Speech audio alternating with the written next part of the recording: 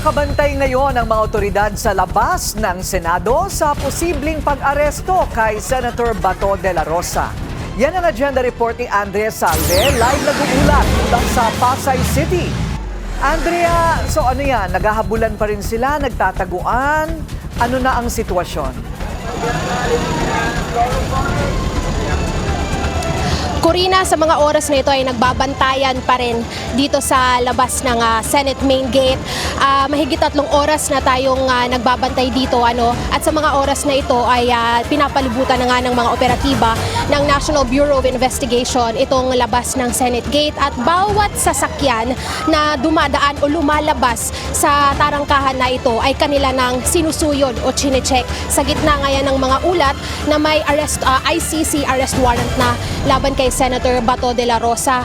Pasado 3:00 ng hapon nang dumating tayo dito, nakakonvoy tayo sa sasakyan ni NBI Director Melvin Matibag dahil kasama natin siya kanina sa NBI headquarters nang pumutok nga yung balitang paglutang ni Senator Bato de la Rosa sa Senado. At yung mga ulat din na may mga operatiba sa loob na nagtangka umanong arestuhin siya. Pasado 3:00 yon kaninang hapon at hanggang ngayon ay nandito tayo. Binabantayan natin yung mga kaganapan dito. Kanina, mga pasado 5:00 ay nagsubok siya na pumasok sa Senate pero dahil nga nang dumating kami dito ay naka-lockdown na, hindi na siya pinapasok.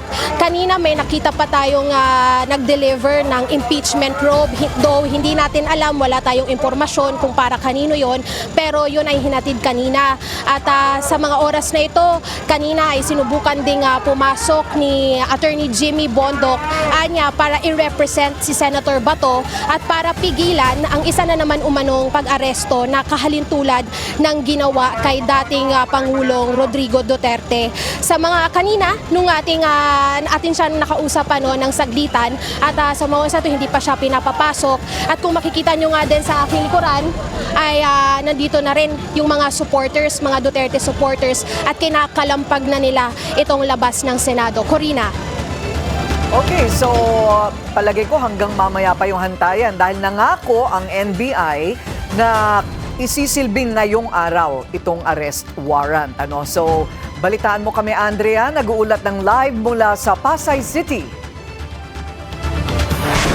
Papapasok lang na balita, nag-resign na si Senate Sergeant at Arms Edgardo Rene Samonte. May kinalaman ito sa insidente ng habulan kanina sa pagitan ni Senador Bato de la Rosa at mga operatiba ng NBI. Inanunsyo naman sa Senado na babalik sa posisyon si dating Sergeant at Arms Mau Aplasca. Manatiling nakatutok sa Bilyonaryo News Channel. Sumubaybay sa aming social media accounts at mag-subscribe sa aming YouTube channel para sa mga bago at eksklusibong balita.